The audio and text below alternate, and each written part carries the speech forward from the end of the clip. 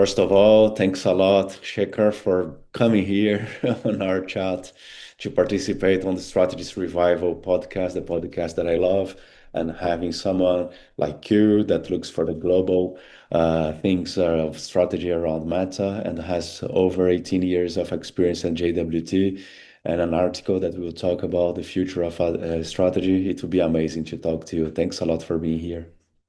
Amazing. Thank you for pinging me, and we're very excited to be here and our chat coming up.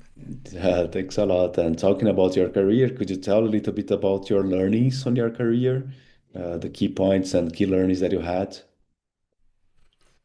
Wow, where to start? I mean, the I could start with just talking about my career in short, and I a lot of Indians go to business school. I also went to business school. I did my MBA, and then I started in advertising as an account man in Lintas, which is now called Low in Mumbai.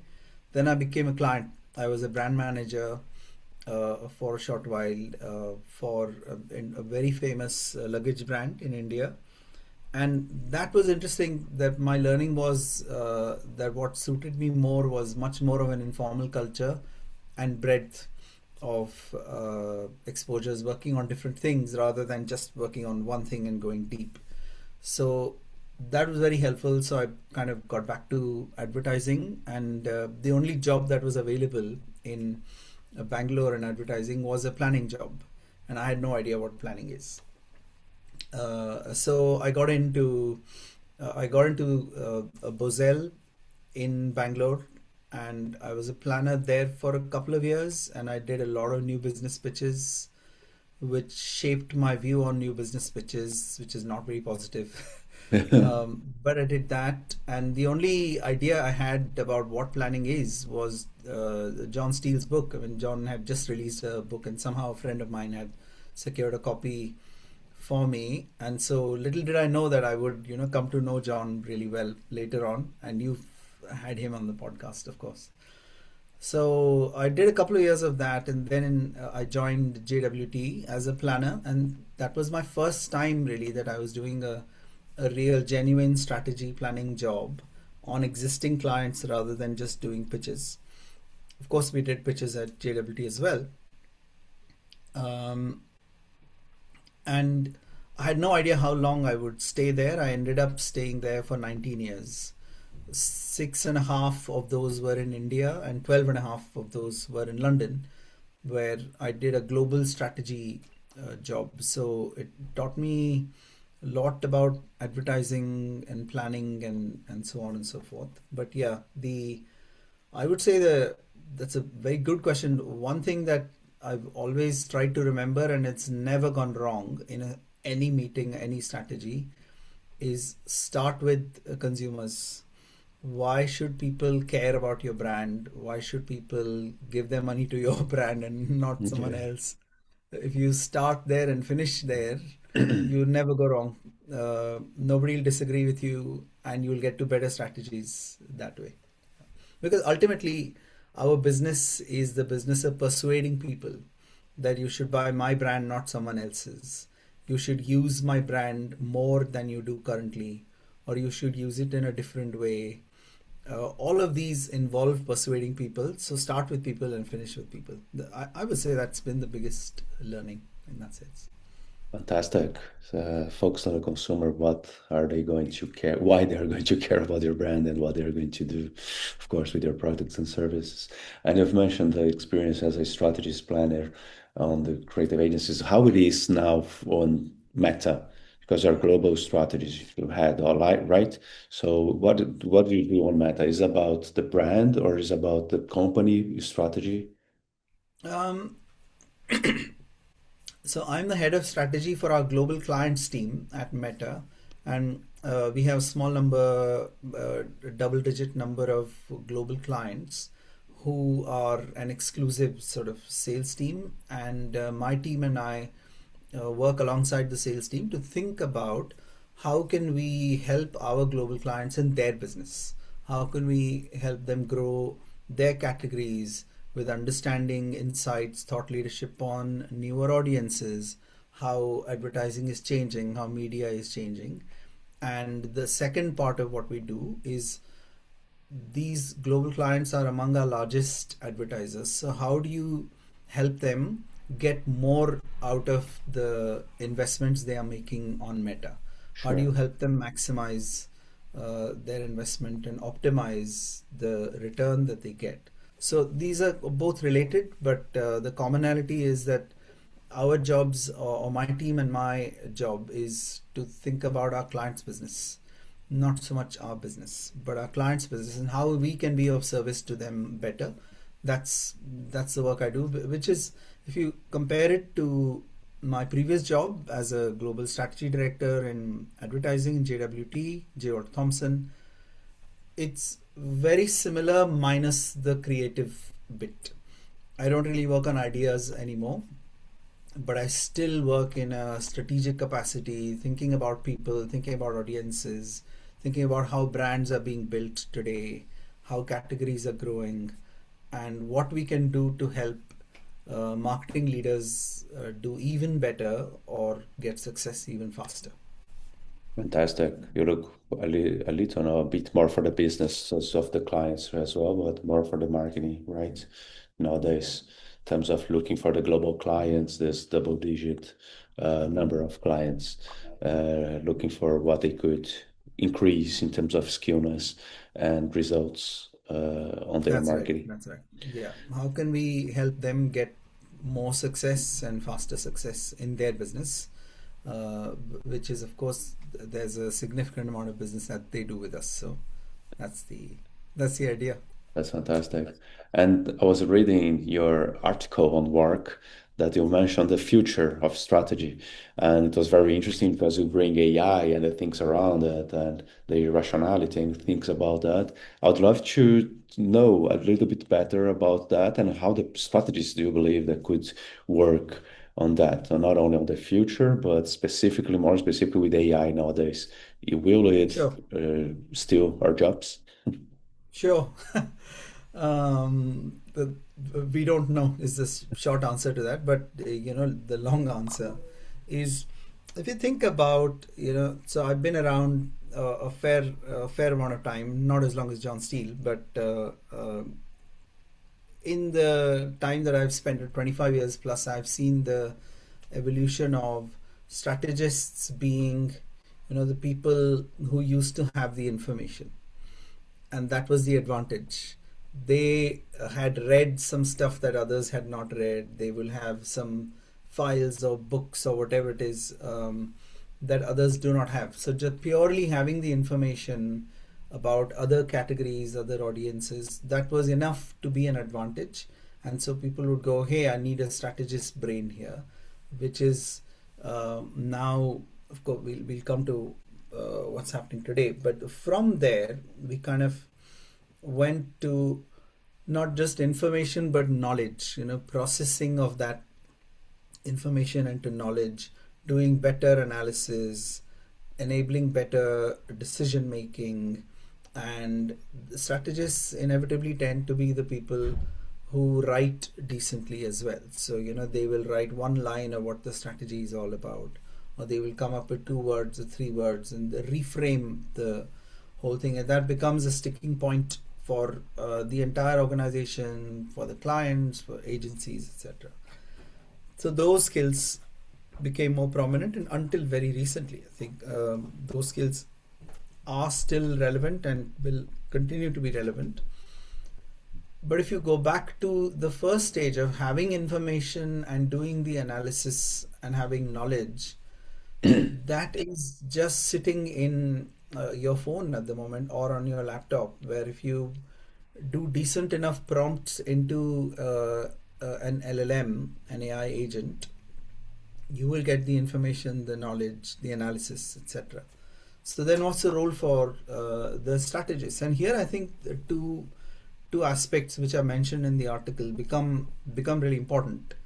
One of them is that, as you read, I've always believed and learnt about from books like Thinking Fast and Slow that people are irrational. People do not take the decisions that a machine would take. So for example, if I have to buy a paracetamol in a grocery store, a machine would compare the ingredients and it would say these are two identical products that have 500 mg of paracetamol.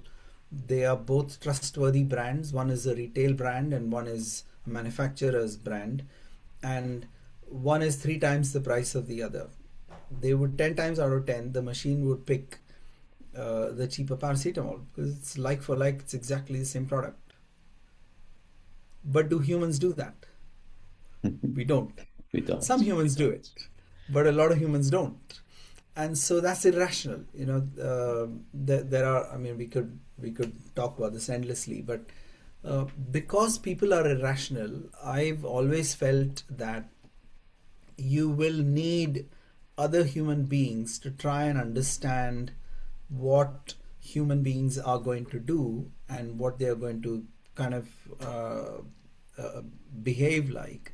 And ironically, there's also the counter argument that individuals behave irrationally. You can't really predict individual behavior, but you can, very often you can predict herd behavior. And so humans, if you look at them as a whole group of people, a large enough group of people, then you can kind of predict what happens, and you can explain that by using behavioral economics and behavioral side of things. But individually, the advertising is trying to appeal to that individual, and you need to understand as a human being what this other human being might be going through when it comes to making that decision. So I feel that going back into understanding people is going to be super critical, and that's not something machines will be able to do. And the second bit is, which as you know I've mentioned,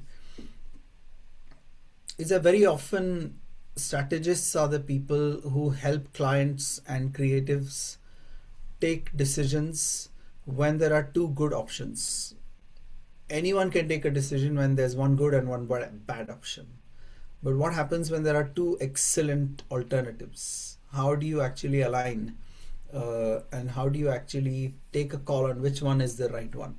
And I feel like strategists very often step in, and they are able to not only imagine a possibility 2 years, 3 years into the future, but also align the right decisions based on what is better for the brand long term and medium term.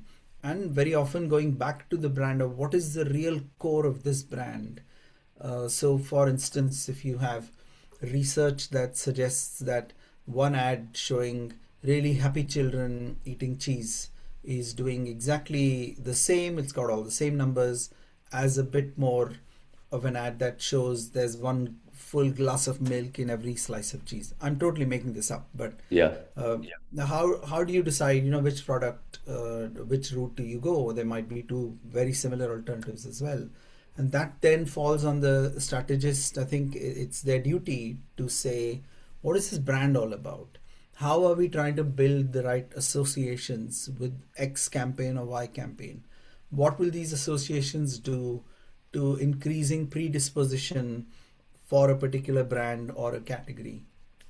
And those are very often questions that are not the immediate questions surrounding the choice to be made, but are important ones. And choosing between those two good options creates then what I call conviction, which is everybody in the team. There will be, I kid you not, there will be 50 to 100 people involved who will touch this campaign in some way or the other. Some of them will be clients, some of them will be agencies, some of them will be somebody else, salespeople. They will all buy the logic that was originated by the strategist, and they will be convinced that this is the right thing to do.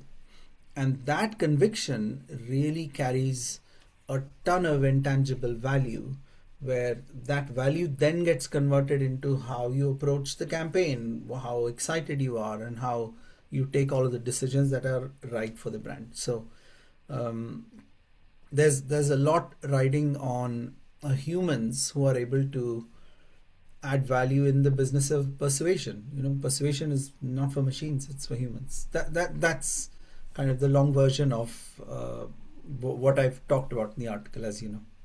Yeah, it was fantastic to listen to you because you can think, reflect, and not only read, but like listening to you, it's amazing. And we're thinking about the emotion versus the logic. So to bring more emotion in the communication of the advertising of those two similar products that you have mentioned, bring the emotion rather than only the logical, because then you touch better the memory of the people, and with that you make better connection with the brand, right? Absolutely, absolutely. So it's you're kind of representing two sides here as a strategist, or you're on the team of two sides. One is what's right for the people whose money we are trying to get, who we are trying to persuade, and second, what is right for the brand and the business that is trying to form a relationship with the consumers. And one of the jobs there is to spread conviction. Yeah, When you spread conviction within the organization and within the partner organizations, that creates a ton of value. And when you think of it backwards from why should people care about this brand, why should people care about this campaign, it creates value for the people as well. And I feel like both these ends of the spectrum uh, are quite human centric. They require humans with a ton of help from machines, but ultimately the decisions that are being made will require humans. that makes a lot of sense. And like that, we won't lose our jobs for AI, but we work together with human intelligence, not only artificial intelligence. The connection is Yeah, better. yeah.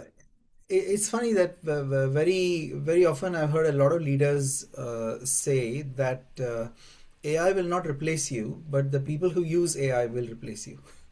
So Yeah. get good at using AI. That's a great point. I'm training on that almost daily. And as I mentioned, I had this traumatic brain injury, and after that, I got really focused on positive social and environmental impact through advertising. I'm very glad and happy to be alive. So what can I do on each day that can help on that, and That's can so help on wonderful. the Yeah. it can help on the vision of people, of ad people, because we are one of the less trusted professions from the globe. The first one is politicians, that people trust the less, but we are fourth, if I'm not wrong.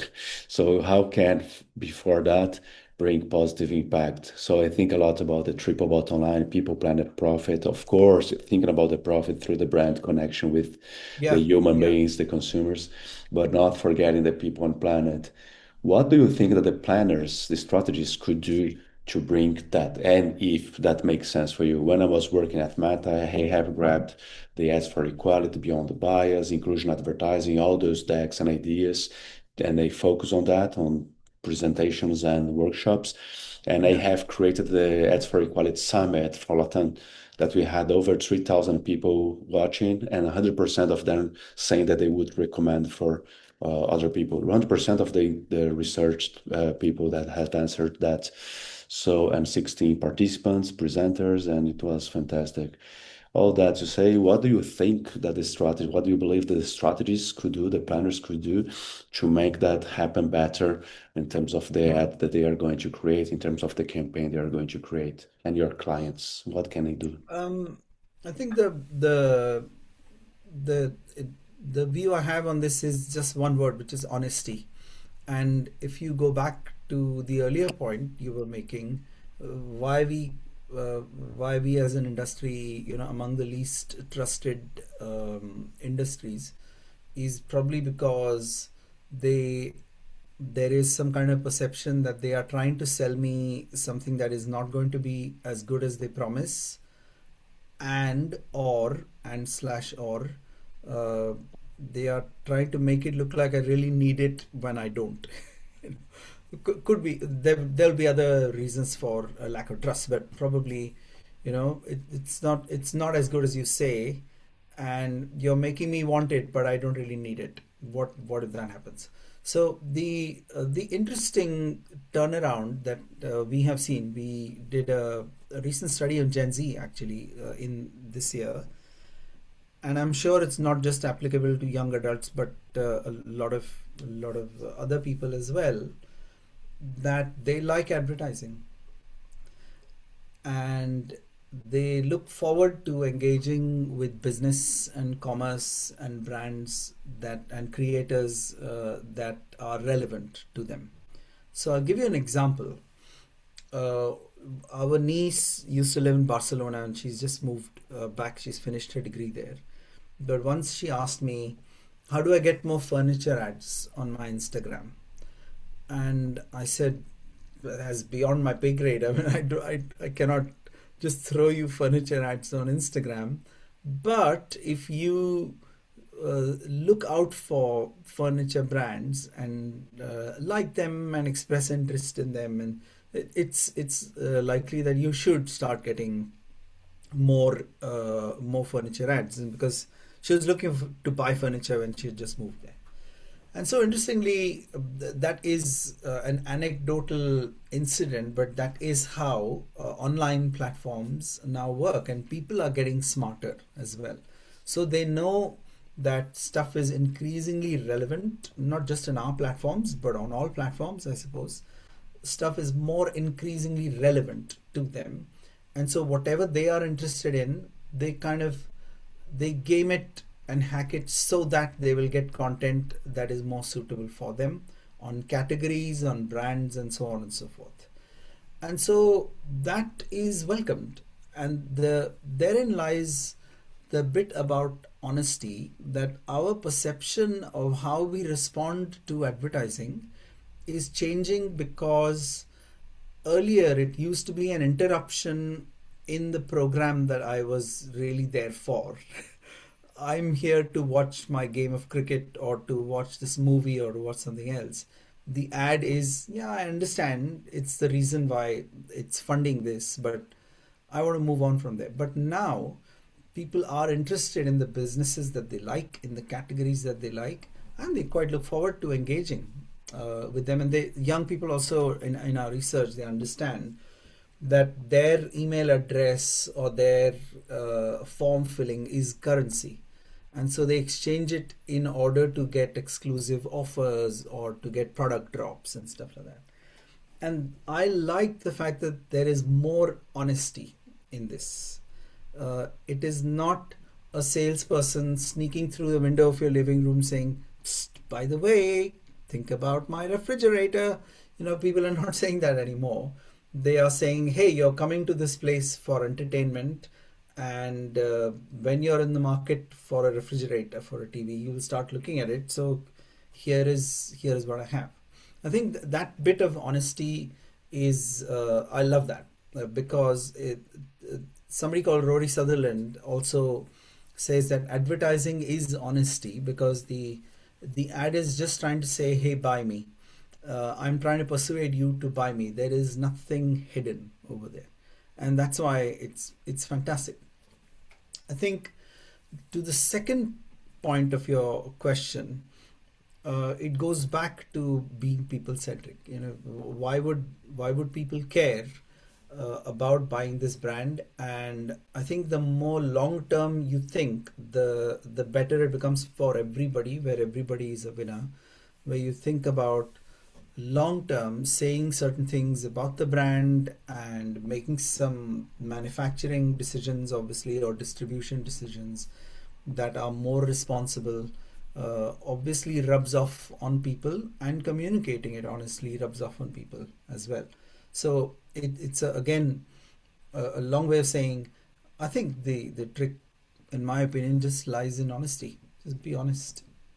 It doesn't matter if you want to sell your product to consumers. That's great. That's business. What's wrong with that? That's fantastic to listen. And your memory is fantastic as well. You have the memory of things about Rory and John Steele and the memories on your niche. This is fantastic as well. And when you spoke about Barcelona, I was thinking about Latam, because you have worked for over 20 years as a global lead on JWT, now on Meta. What do you think is a little bit different from Latam, from the other countries or the Europe for as an example. I Oh, keep quite. on advertising. I keep thinking advertising, not Yeah, socially, yeah, but on yeah, yeah. advertising.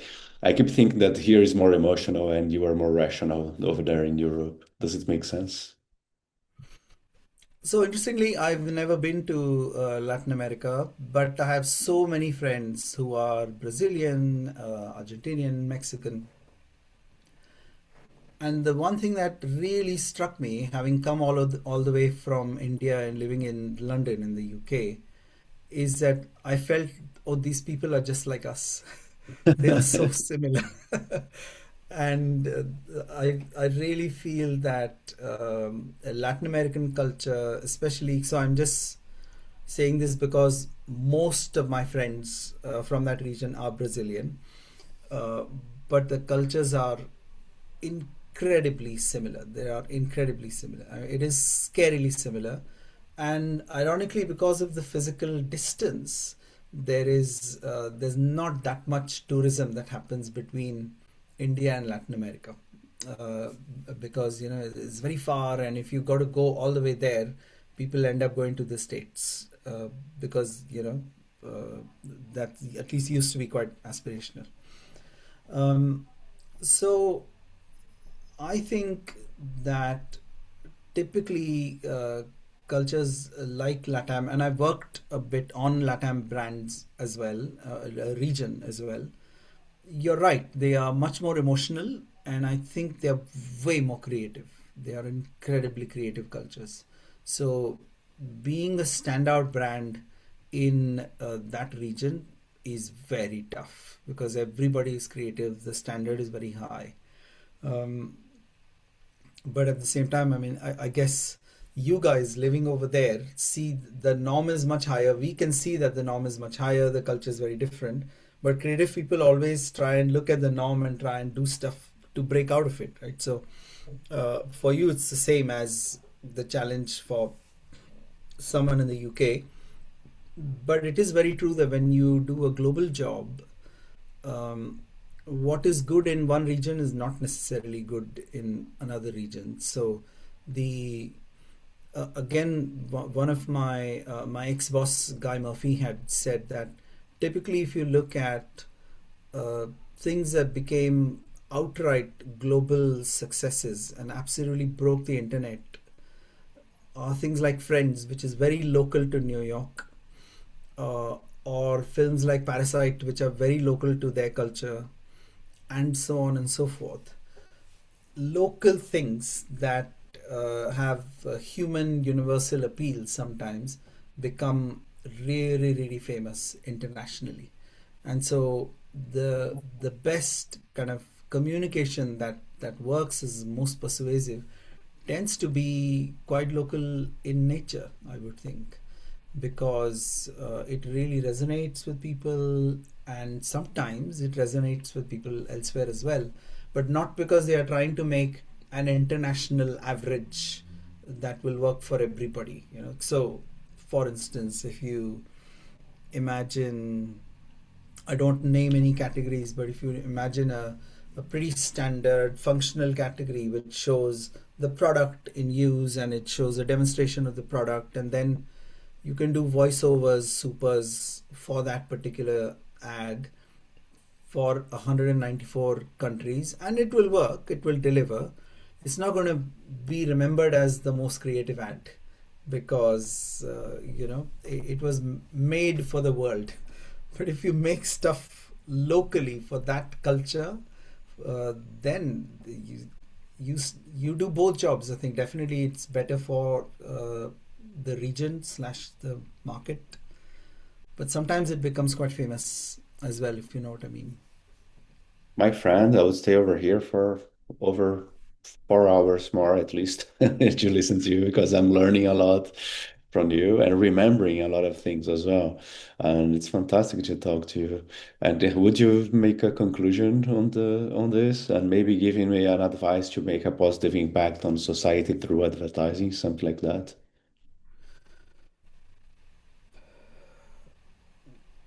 Look, I'm too small a person to talk about how advertising can make a positive impact on society, but I think the uh, the thing that I said before, which is the key is in honesty. I mean, this is a Honesty. great business.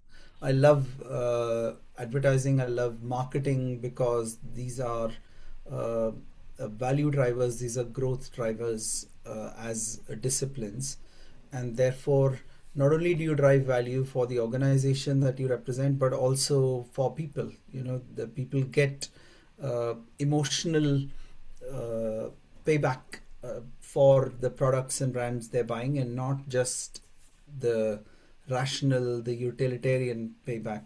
They get emotional joy individually, and they get to make a statement about who they are, their personalities socially as well. So if you think about three concentric circles, the inner circle is what the product does rationally, the middle circle is what it does for me emotionally as an individual, and the outer circle is what it says about me. By making one purchase, you are fulfilling all of these three needs, and that's fantastic, you know.